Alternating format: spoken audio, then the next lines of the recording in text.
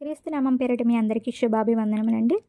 Christmas అంటే మనకి యేసుక్రీస్తు యొక్క జన్మదినముగా జరుపుకోవడం అనేది చూసాం. మొదటగా ఆయన ఈ లోకానికి ప్రవేశించినప్పుడు అని రాజులకు రాజుగా వచ్చాడని చూసుకున్నాం. అయితే ఆయన రావడానికి గల కారణం ఏంటి అనేది మొదటగా మనం తండ్రి అయిన దేవుని లోకానికి పరిచయం చేయడానికని నేర్చుకున్నాం. ఈరోజు మనం యేసుక్రీస్తు రాజ్యాన్ని స్థాపించడానికి రెండవ కారణం ఏంటంటే యేసుక్రీస్తు ఏం చేశాడంటే తన రాజ్యాన్ని స్థాపించడానికి వచ్చినట్లుగా మనకి చెప్పబడుతూ ఉందండి.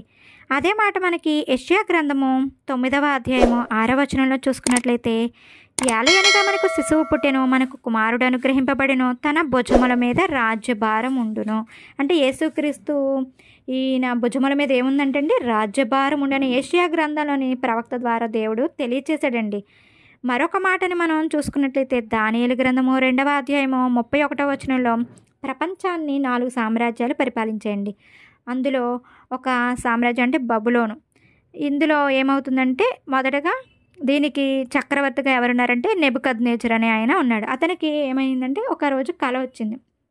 ఆ కళని అతడు మర్చిపోతాడు, కానీ దాన్ని దానియేలు ద్వారా తెలియపరచడం జరుగుతుంది. ఆ కళలో ఏమని వచ్చిందంటే ఒక ప్రతిమ అనేది ఒకటి కనిపించింది అతడికి. ఆ ప్రతిమకి ఏంటంటే తలేమో బంగారంగా ఉన్నట్టు, మరి అలాగే రొమ్ము కానీ యొక్క భుజములు కానీ ఎలా ఉన్నాయంటే వెండివిగా ఉన్నట్లు, ఆ యొక్క ఉదరము నెక్స్ట్ తొడలు ఇవేమో ఒక ఎలా ఉన్నాయంటే ఇత్తడివిగా ఉన్నట్టు, దాని యొక్క మోకాళ్ళు ఎలా ఉన్నాయంటే ఎనపవిగా ఉన్నట్లు, ఒక పాదమేమో ఈ యొక్క కిందన ఉన్న భాగాల్లో ఉన్న పాదాలేమో ఒకటి ఇనుముగాను, ఇంకో భాగమేమో మట్టిగా ఉన్నట్టు.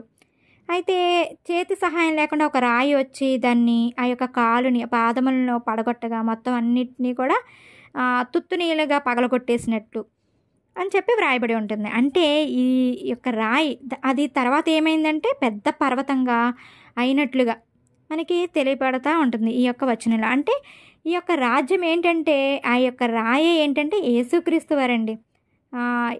ఇల్లు కట్టిన వారు నిషేధించిన రాయి మూలకు తలరాయి ఆయనని ఒక చోట వ్రాయబడి ఉంటుందండి. ఆ రాయే ఎవరంటే యేసుక్రీస్తు వారండి.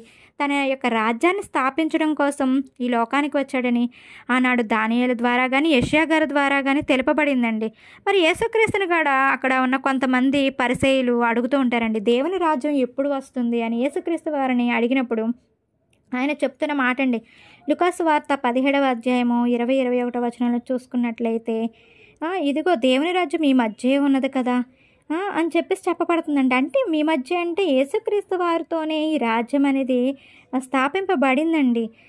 మరొక చోట కూడా మనకు కనబడుతుందండి. అదే మత్తయి సువార్త 12:28లో కూడా దేవుని రాజ్యం మీ వద్దకు వచ్చి ఉన్నది.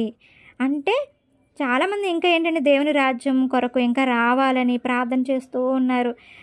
అదే యేసు రాజ్యం రాజుగా వచ్చుచున్నాడు అని. ఎప్పుడో ఆయన రాజుగా వచ్చేసాడండి. ఇంకా ఆయన రాజ్యము యేసుక్రీస్తుతోనే ఆయన పుట్టినప్పుడే ప్రారంభమైందండి. ఇంకా తెలియక దేవుని రాజ్యం ఇంకా రాబోతుందేమో అని ఇప్పటికీ నమ్మటం లేదండి. మరి మరొకటి ఏంటంటే సాతాను యొక్క రాజ్యాన్ని కూడా ఉందని, అంటే సాతాను కూడా మనిషిపై అంటే యొక్క భూమిపై తన కూడా రాజ్యాన్ని పరిపాలిస్తున్నాడని, దేవుని రాజ్యం ఎలా ఉందో అపవాది కూడా రాజ్యం అనేది ఉందని లోకానికి తెలపడానికి కోసమే యేసుక్రీస్తు వారు రావడం జరిగిందండి.